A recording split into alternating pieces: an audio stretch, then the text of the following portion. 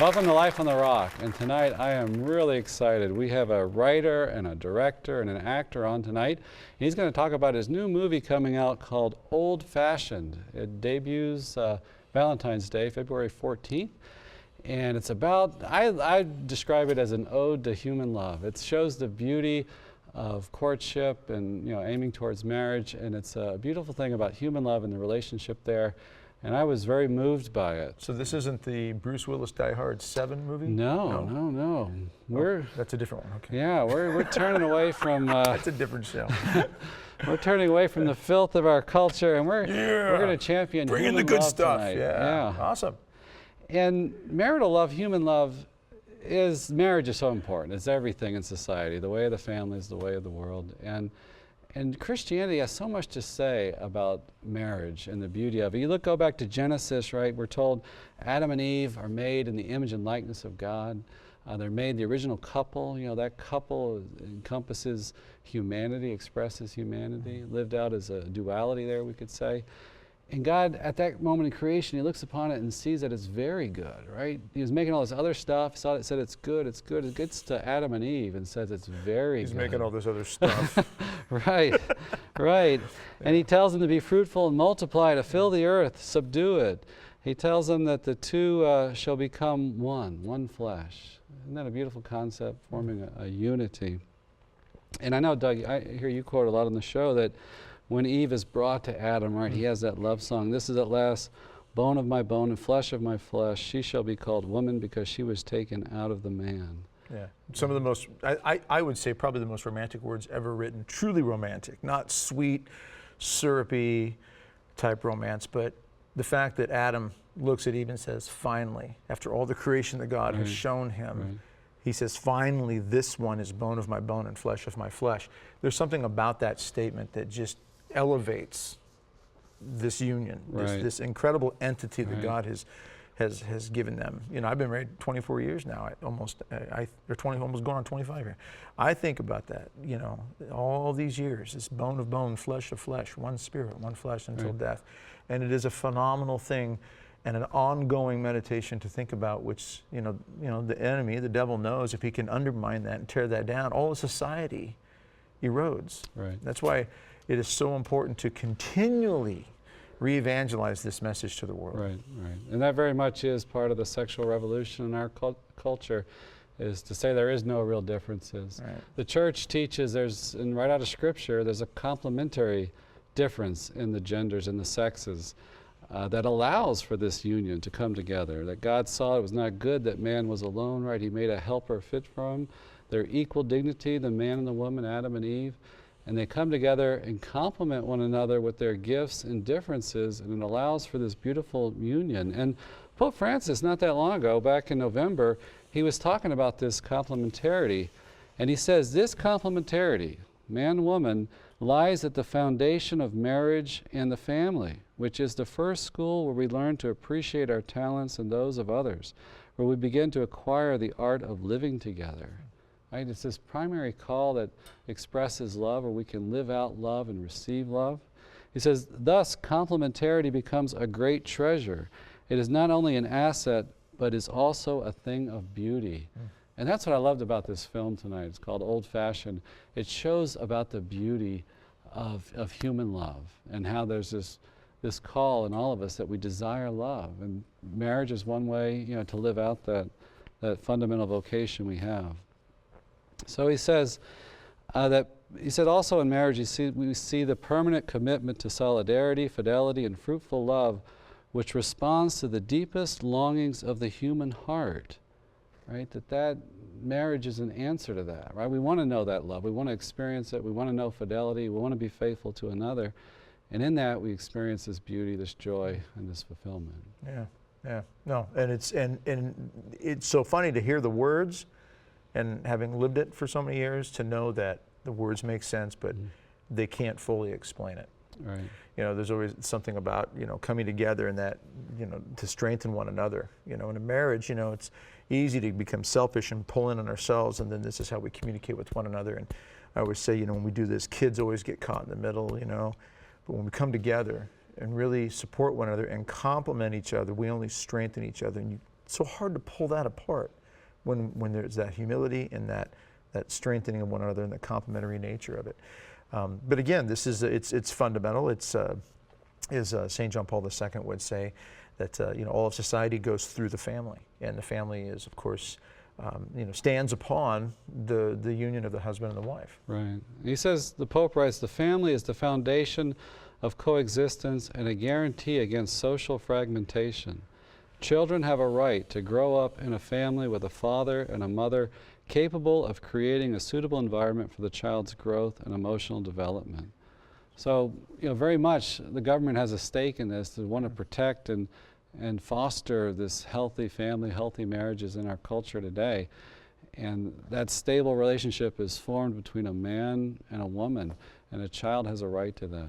Yeah, and that is what's so critical to think about, is that the more a government, is involved in even the destruction of the family or causing pain, inflicting pain on the family, all that does is hurt the country as a whole. Right. And there's something so oxymoronish about this, that we're going to try to, make things equal for everybody by doing things that are going to hurt the family, thinking that that's going to better our country. And no, it's only going to undermine it. And we've seen this over and over.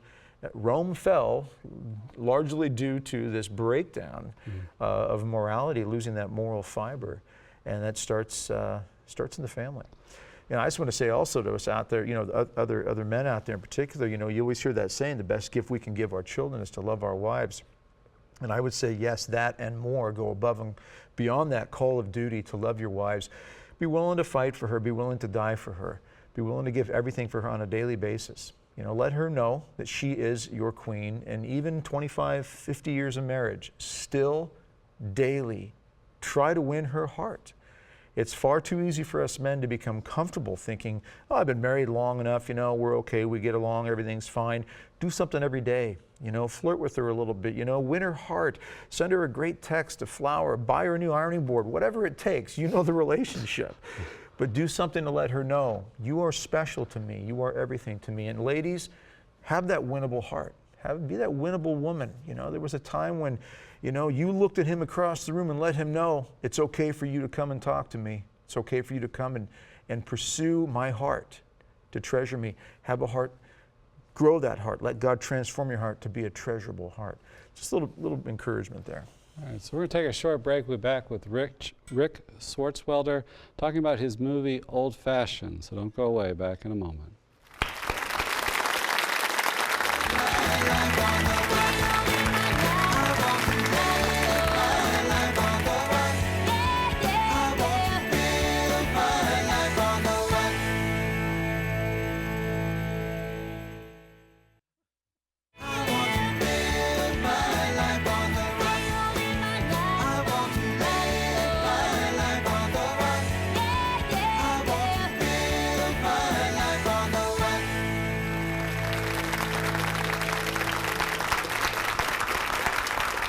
Hi, welcome back. Tonight we're talking about a new movie coming out, Valentine's Day, Old Fashioned, and we have the writer, the director, the main star in it. Rik, welcome. Welcome. Honored to be here. Thank you. Well, tell us about the theme of the movie, the overall theme. Well, I think you touched on it in your opening comments about just the beauty and the majesty of human love.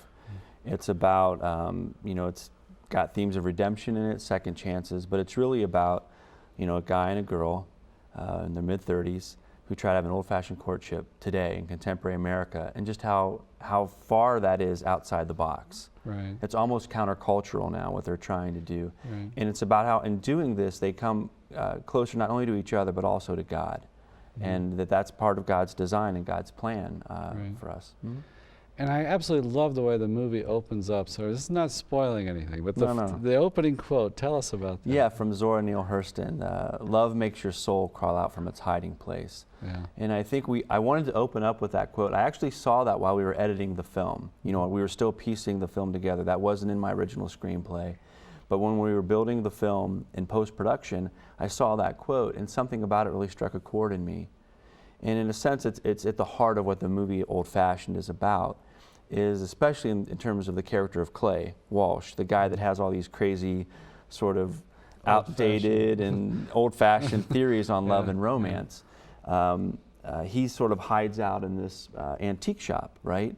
And Amber, you know, that spark of love that comes into his life is one of the things that draws him out. Right. And I think it's not, and it's beyond just romantic love. I think there's a spiritual application of that kind of love also. So love makes your soul crawl out from its hiding place. And you know, I remember something John Paul II talked about, that romantic inclination, even the sexual attraction we feel, is a call to come out of ourselves, which love ultimately is, right? To give the gift that we possess, right, to somebody else. Yes. And I just love that maturity. And you show it beautifully about the complementary nature of the sexes and how one can really help the other. Yes. And it's personal. I mean, it's relative to each person, but there's some general things we can say about men and women. And you capture that spark and chemistry. I guess that's the word too. I think you and Amber had great chemistry. Yeah, and a lot of that's a testimony to the performer that plays, the actor that plays Amber, Elizabeth Ann Roberts. And she's a remarkable actress, and she really brought such life to that character. And it's one of those things that I think we really were very careful, because I think a lot of movies sort of specialize in physical chemistry, which I think definitely exists between Clay and Amber. But for the first half of the movie, we very deliberately focus on emotional chemistry and spiritual chemistry, trying to show that, and how it plays out in the real world is the kind of connection you're looking for something that's going to go beyond just a hookup, which is so prevalent in culture today. It's more than just physical. You're looking to connect at a deeper level. So we really invest a lot of time early on in the film to let that evolve in a very natural way between Clay and Amber. So we have the trailer for Old Fashioned, so we'll roll that for you now. Mr. Walsh, the world wants to know, when are you going to kiss her? So this theory of yours, I'm curious. I don't believe that dating trains us to be good husbands and wives. It trains us to be skilled in the superficial. Who talks like that? I do. Shoot the ball. Fact. Most people know more about someone after a job interview for delivering pizzas than they do after most dates. Where do you get this stuff from? Why don't you just crawl back onto that cute little antique shop and make up some more theories you never test out at the grown-up table anymore? I rented the upstairs to a girl. Is she a pretty girl? Not my type. How do you know? So help me, man. How come you haven't asked me out yet? If I do, you start breaking things. Okay. I needed to believe my life could be different than it was. That I could be different. And how did you do that? And don't even tell me you found Jesus or something. More like he found me. Really? You just packed everything you own in your car and started driving till you ran out of gas. Make a fresh start, go where the wind takes me, follow the warm and fuzzies. Life just isn't all warm fuzzies. It's not just all rules either. If you don't chase after that girl, you're nowhere near the person we thought you were. All I want is for you to tell me how I make you feel. How do I make you feel, Clay? When did treating women with respect become the joke? You want to know what the joke is? I came here ready to forgive you no matter what. You make it sound so easy. You make it sound impossible.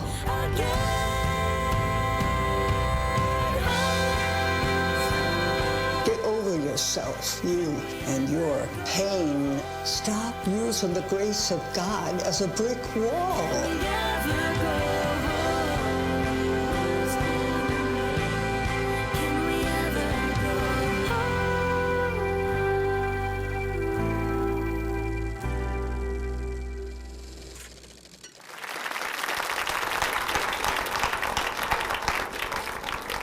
So we could see the film's got a very modern feel, great techniques.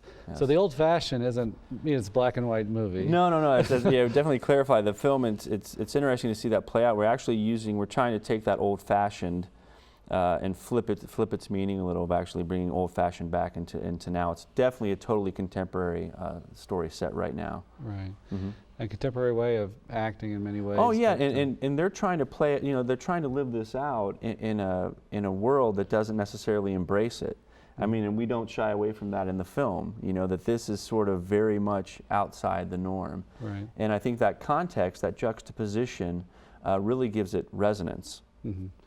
And so the old-fashioned part that's considered old-fashioned by our culture is that the two characters are going to be chaste in the dating relationship. Yes, correct. And that's really driven by Clay, the male character. Often in films like this, you have the virtuous woman who is, you know, holding off, you know, the man who's making advances, and we sort of flip that, and you have this character Clay, for reasons we don't find out until much further into the film, has made some very strict boundaries in terms of how he's going to interact with women, and one of those is he's made a promise to never be alone with any woman that's not his wife. Mm-hmm. And that's a very novel idea when Amber hears it. In fact, she actually laughs, when, you know, especially because Clay's not married.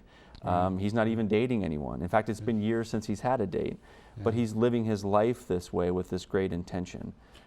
Now, does he have a, you don't want to give the plot away, obviously, on the show here and now, but is he like an ex-CIA operative or FBI of some sort, or Navy SEAL? Is he a Navy SEAL, and this is what's keeping him pinned up for the past? No, I mean, I think we can say, I don't think we're giving away too much, because we show it pretty early on, as Clay was involved in some things in college that were fairly exploitative, and certainly not God-honoring in his approach to relationships with women. Okay. And it's something that he carries a great deal of guilt still. And so in many ways, and to a fault, he's trying to redeem himself by not hurting or doing any kind of inappropriate behavior of any nature. So he's trying to atone for something? For past sins, yeah. I mean, he basically lived like a lot of young people live, and sort of, again, the hookup culture, and not really caring for one another. And he says something later in the film to Amber when he's explaining the theory, his theory of love and romance. He says, you know, we don't have to go around using each other, hurting each other. It doesn't have to be that way. Right. And I think, you know, just talking today before the show, we were talking to a young lady here, and recently out of college, and saying that was her experience of not even necessarily, you know, just assuming that's the way everyone does it. Right. That, you know, you don't necessarily feel respect or valued, but that's just the way everyone's doing it, so why push back and challenge? And I think one of the very important things to me as a filmmaker in making this film is to push back a little and to challenge and to say, no, it doesn't have to be that way. There are other options. Right. There are other ways to approach love. And I think that's a great, John Paul II made that point in Love and Responsibility so beautifully about how lust is really using the other person. Yes. So we say, well, if it's consensual, it's morally okay, but you can never treat the other person as an object. So to act in a lustful way, to use them for your own pleasure, and even, you know, obviously, even in a relationship that's perfectly free, it harms. It leaves a wound in the person. Correct. And you show that. That's what I like about the film too. You know, you write, and you'll share with us some of your real experience, but it's a journey out of that damage. Correct. And I think that's where God comes in so eloquently in your film. And I know as Christians, you know, we beg God for some representation in the media, you know, in our movies, and when one comes out, it's like, you know, we want it to be so great and so perfect according to our standards.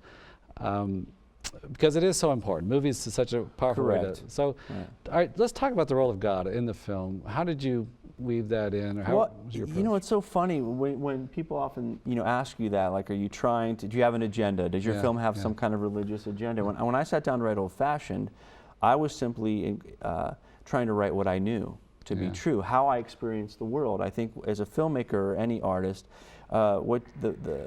if you limit your own experience, you're limiting your art. And so I wasn't trying to force, you know, a square peg into a round hole. I was simply trying to reveal how I engage with the world through the film. And so to have God as part of it was natural. And it was very important to me to do two things. And one was I wanted to hold up a godly standard. I wanted to say we can all do better culturally in terms of how women and men interact and date, that we don't have to go around using each other or hurting each other. There's a high standard, and we're called to reach for it. But at the same time, I didn't want to have a film that sort of heaped guilt on those that have blown it, on people that have made bad life choices. And I've made some bad life choices. And so I didn't want to come at that issue with judgment. So I want to do two things, hold up the godly standard and sort of challenge maybe some people, but then also be a healing balm, a balm of Gilead to those that are broken, those that feel love has passed them by, or even some people that maybe have hurt others in love. And, I know what that kind of guilt can do, and it's not pretty. Yeah, and you do have the gentleness is throughout the movie, the setting, the furniture kind of store. Oh yes. And the figure's not real imposing, and so it seems so suited to evangelize our culture that if you're not careful, you might learn something. Yeah, well, we hope, and I hope it doesn't. And one of the things I'm most excited about, in terms of when we're opening the film, and how we've positioned it against another film that's opening that same weekend. Is that we can engage the culture in discussion. Okay. We're not here to pass judgment. It's not about being better than anyone or belittling, but it is to say, look, there are behaviors that can lead to greater damage, and there are behaviors that can lead to greater healing. And I welcome that discussion. Right. So we're going to take a short break. We'll come back and talk about that other film you mentioned. So don't go away. Back in a moment.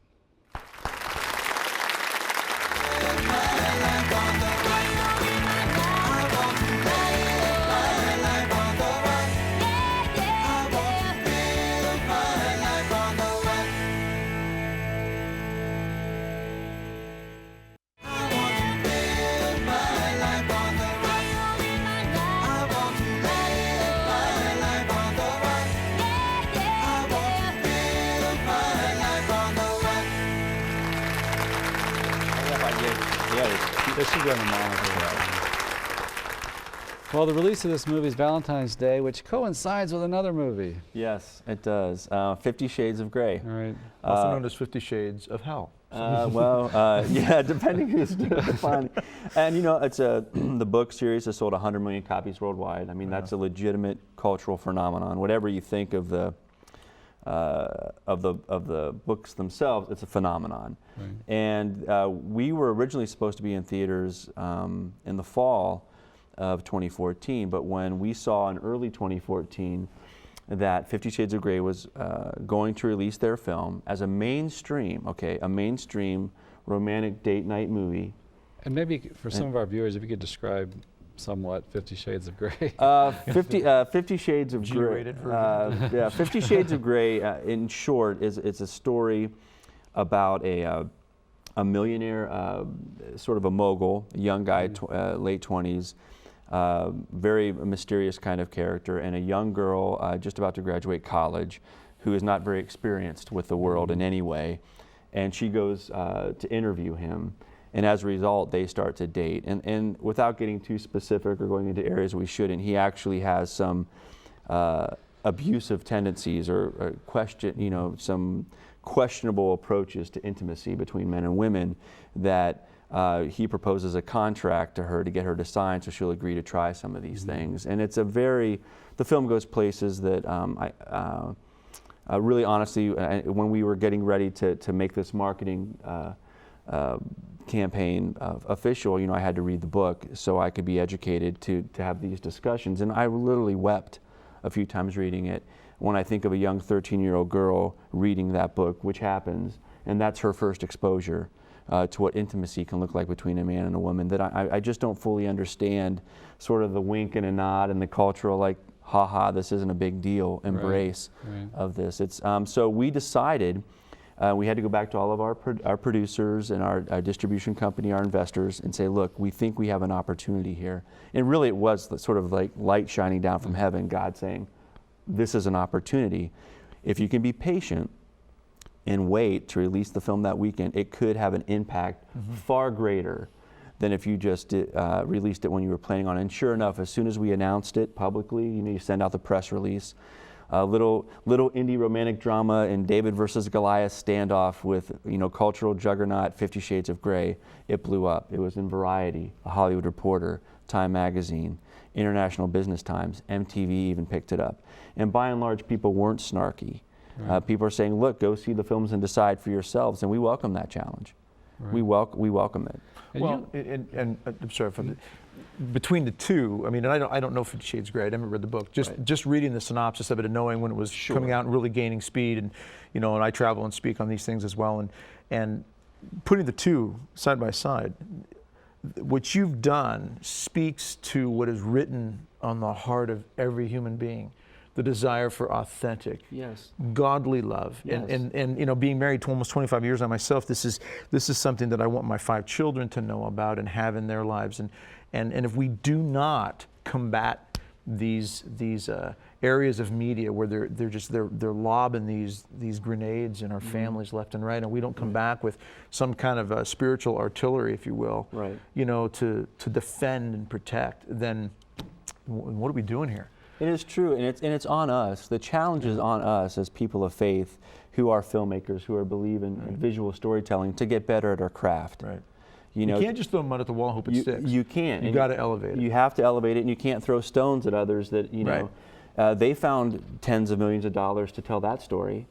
And, you know, and so we have to raise the bar in the craft. And we worked really hard on Old Fashioned. I think we've made some progress, and I think there's more ground to be taken back. And we probably should say too that this movie isn't like the old-time Disney Sunday night family movie. Correct. Right? I think, you know, the film it's rated PG-13. But there's no coarse language, there's no explicit sex, there's no really violence to speak of in the film. But it deals. I was shocked. I don't know how I got a PG-13. Well, you know, it's funny. We got it for just thematic materials because you're dealing with adult issues, and it was very important to me in making the film that it's not Pollyanna.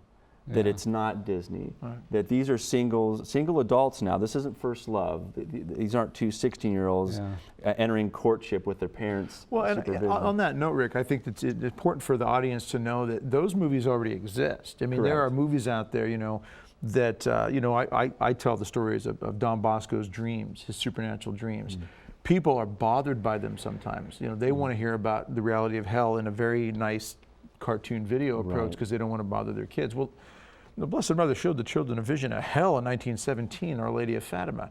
Okay, it's real. It needs to be told. Age appropriate. But I think what you've done is a very age appropriate, especially dealing with a damaged culture. Yes. Well, we have all been, in one way or another, wounded just by the images that are constantly thrown at us. Yes.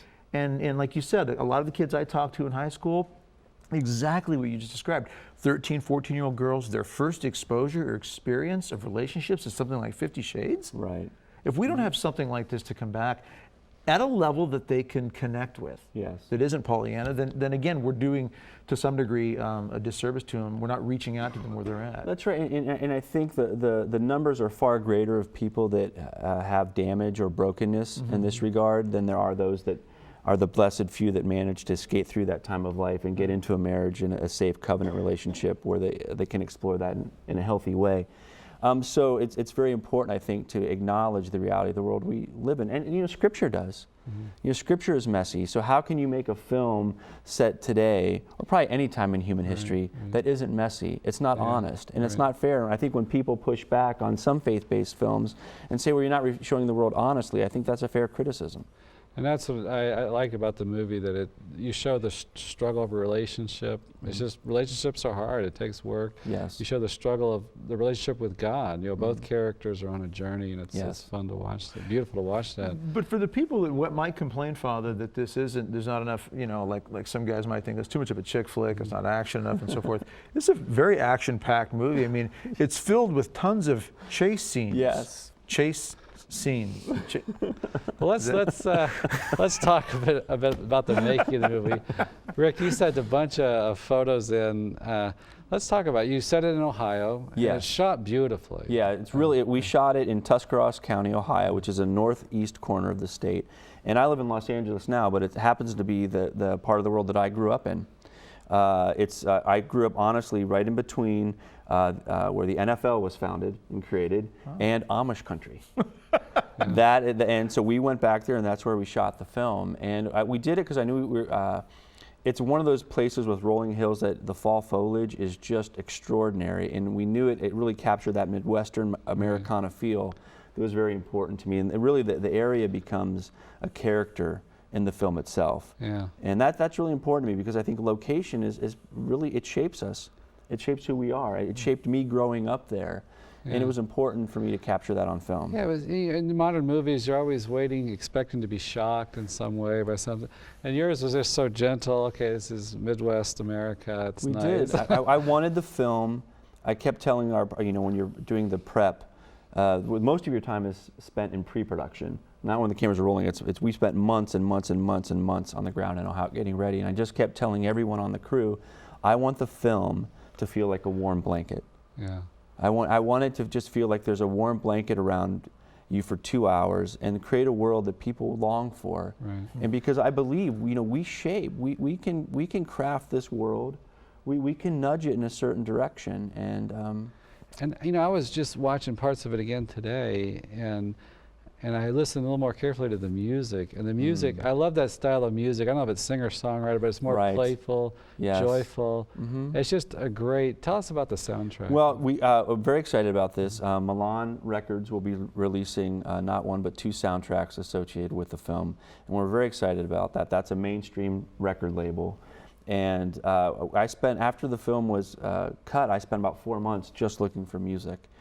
Songs from independent artists that we could drop in that had that feel. And again, we didn't have a lot of money, so it took a lot of time to find it. And we found songs from artists all over the country, and really remarkable music. And Casimir Boyle, who did this original score for the film, again, he created a warm blanket for the ears. Right. It wraps you up, and it just makes you feel very, very safe. And the other thing I really liked about the movie was, I don't know the technical word, but the cuts, the cross cuts you did. Yeah, we did a lot of experimental editing with the film. We wanted the film to feel sort of dreamlike and almost similar to a free verse poetry sometimes, where people are talking and then the images start to drift in and out. Terrence Malick does this a lot in some of his films, and I'm a huge fan of his work. And we were trying to cover a lot of ground in a short amount of time dramatically, and that really helped us do that.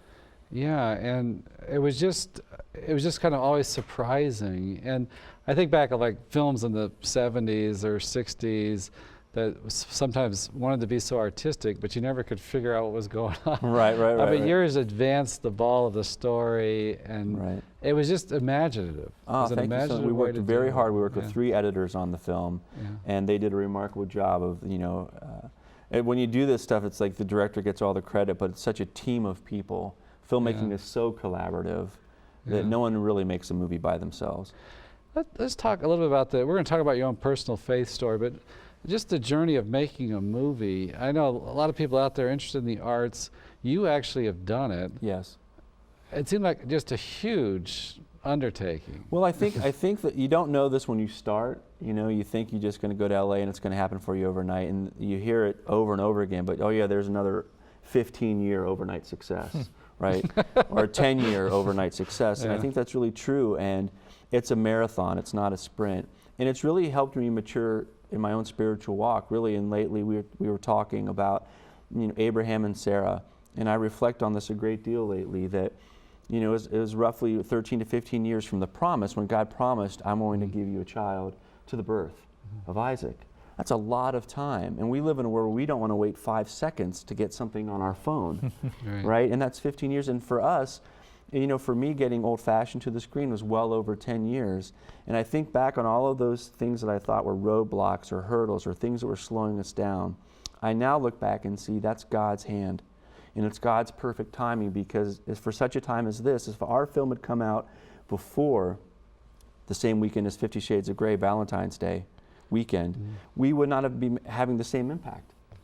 God was making sure that our film arrived right on time, and I'm so blessed and grateful and thankful that it took over 10 years. And how did you raise the money to do it? We did it. Living out in LA, you take meetings with producers, and you're always trying to convince other people to make your movie, and finally you get tired of doing that because everybody wants to change it, right? Right. The only irresistible human urge is the urge to edit or change somebody else's work. And so I got tired of doing that. And I said, look, other people are out there raising money.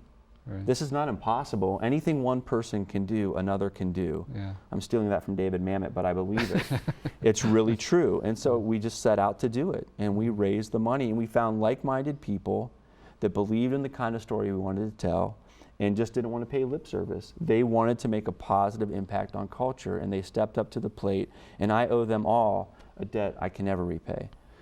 And you did it on a shoestring budget. Yeah, our budget going into production was just a little over $600,000. Yeah, so that's a great witness, and I love that witness, that missionary drive you have to go after 50 Shades. That's not the purpose of making this film, but let's take it to I have to clarify that too, because we didn't make Old Fashioned as a reaction to any other book or to any other film. When I was working on the screenplay for Old Fashioned, I knew nothing about that other piece of literature or that would later be a film. But when our film was done and we were considering how to position it in the marketplace, and I saw that opportunity, I was shameless. I make no apologies for that, because of course, why not? They're saying, by doing that, they're saying, look, we think this is something that should be heralded on Valentine's Day, a holiday that's committed to the ideas of love and romance. And they're saying this is what we think, how we should come together and celebrate love and romance. I don't apologize for going after that, and I make no apologies. And our culture can twist sexuality and can make it so difficult for young people to get married if your sexuality gets all kind of twisted up. It does, and people bring that stuff into marriage oftentimes. And we explore that in Old Fashioned and discuss it about how that it's so important that how we live as single people, and to start living with intention before you're married, start to work on discipline before you're married. No, don't imagine that, like again in the movie, Clay says, nothing magical happens when you walk down the aisle. We don't mystically change on that moment. And just like athletes don't, without practice, just show up on game day and win. It's the time you put in. It's that sweat equity before you ever get to game day. We'll take a short break. We'll be back with Rik, so don't go away. Back in a moment.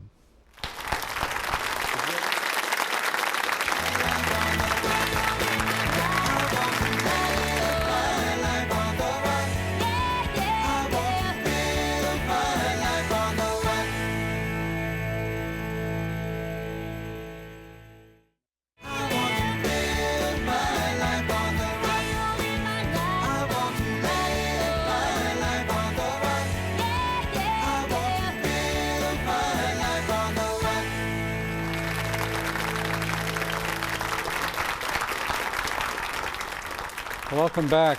Rik, tell us some about your personal story. The movie comes from experience. You could see that in the writing, because it's not preachy, but it like touches experience. Well, there's no question I wrote this film from a very personal place. I don't know if I'll ever make a film that's probably more personal or closer to me, which is why the themes of the film are so important and the resonance. I'm not coming at this, the ideas in this movie, I'm not coming at from any place of superiority or holier than thou. I come from a place of deep personal brokenness and my own experience of growing up as a young person in America, and I totally bought into MTV and sex, drugs, and rock and roll. And your parents were divorced. Yeah, and I lived it, and it left me wanting.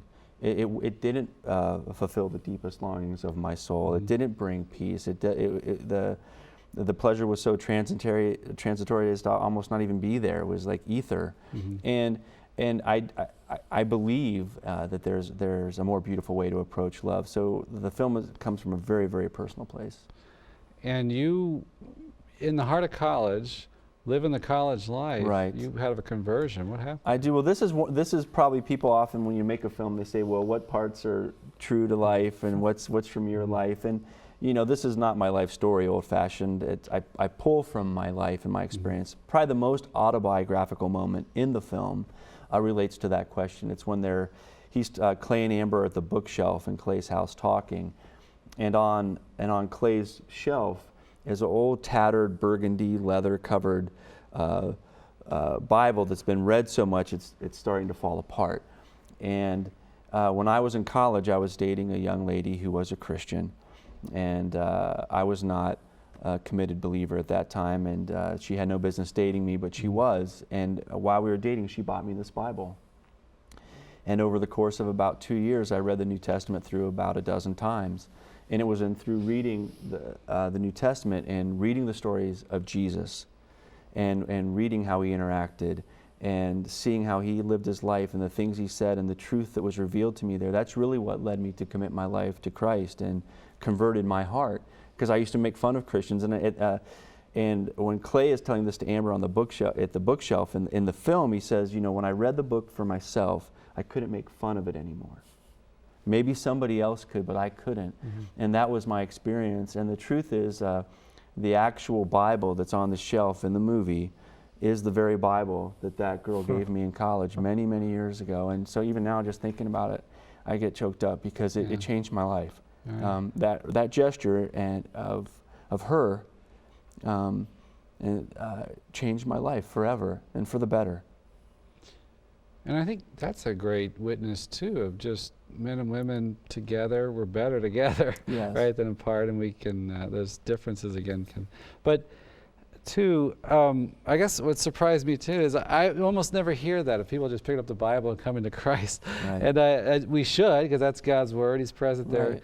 But I think something that helped you, what you share with me, is that you grew up in Amish country. Correct. I grew up in a part of the world, that northeast corner of the state of Ohio, which is strongly influenced by German and Amish culture. And so I had the benefit, even though I was not a devout young person, I had the benefit of a culture that just instilled a certain set of values community-wide across a wide variety of beliefs. And also, thankfully for me, it set the bar for rebellion so low that I was able to survive it. I didn't have to go that far to be a bad guy. You know, if I had grown up in New York City or Los Angeles, I may not be sitting here talking to you today because the bar there is much higher. Right. Yeah. And so those values you had, you know those were good things. You saw them in Jesus, and we should say you're not Catholic.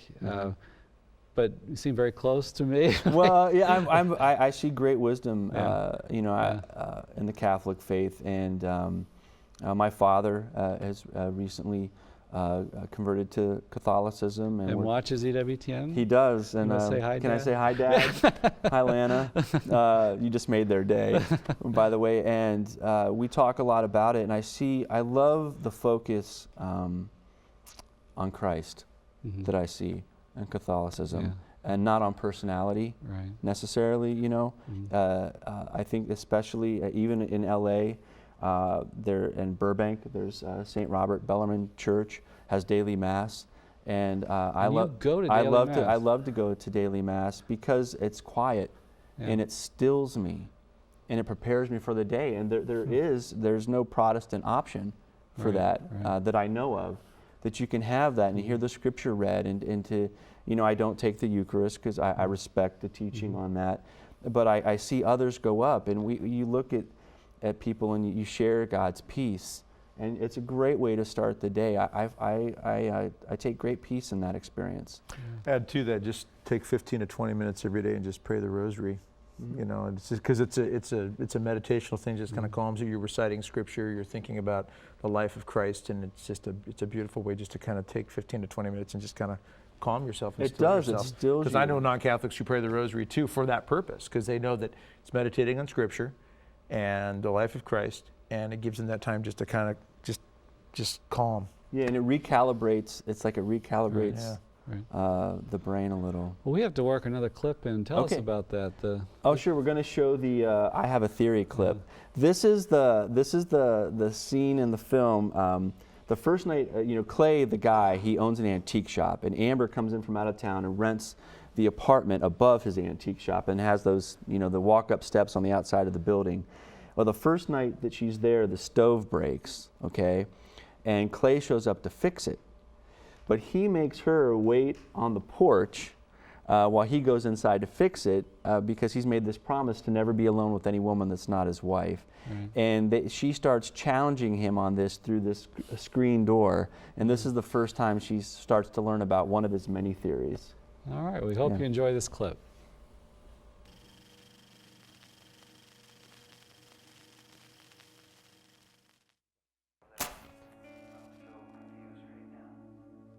So you won't be alone with a woman? That's the plan.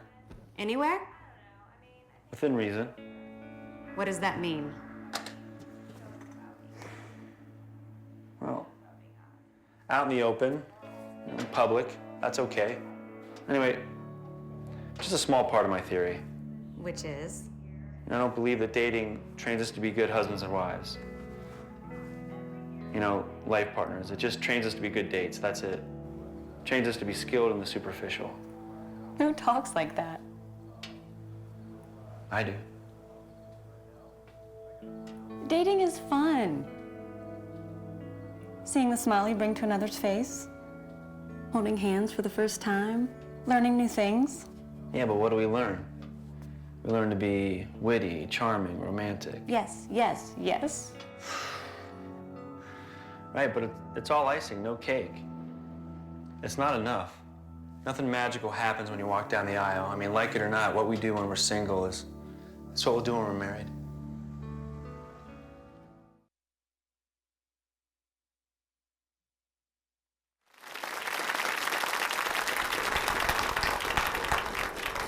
Now we should say your character comes into greater joy and freedom as the Yes, yes, he does. And that's the big thing, because I think the film surprises a lot of people. I think some people have come to some of our earlier screenings that we've screened at some festivals all across the country, from just outside Portland all the way to Northampton, Massachusetts, and several places in between. And what I consistently find people surprised at is they think they're going to come into some sort of story, some faith-based movie that tells everyone, you know, has about this character that tells everyone the right way to date. And in many ways, Clay's journey is a journey from legalism to grace, of a greater understanding. Because although he came to faith for very noble and good, sincere reasons, he has somehow turned it, as Aunt Zella says, the grace of God into being a brick wall. It's isolated him from community, and which isn't the goal of God redeeming us. He calls us into community. And so it's really fun to see people so surprised when they're like, this isn't what we expected, in a good way. I take great encouragement in that. And Amber does such a great job of just even that scene. You know, the spark, the gift of femininity, how it brightens up a room. You know, she brightens up the room, and she's the life. Yeah, she is the life. Is the spark is the word. And you capture that beautifully in the movie. Doug, did you have another question? Yeah, as you were unveiling the script and sharing it with different people to kind of get feedback and such. Right. What kind of reaction were you getting from people as this was unfolding? Well, it's always interesting. You know, we did over 40 drafts of this screenplay. You know, in the 10 years it took from 10 plus years from the initial idea to getting the film done, we did over 40 drafts. And when you do those, you get together, you get groups of actors around tables. You call them table reads, and they read it's how you refine the script. It's part of how you refine it, and everyone.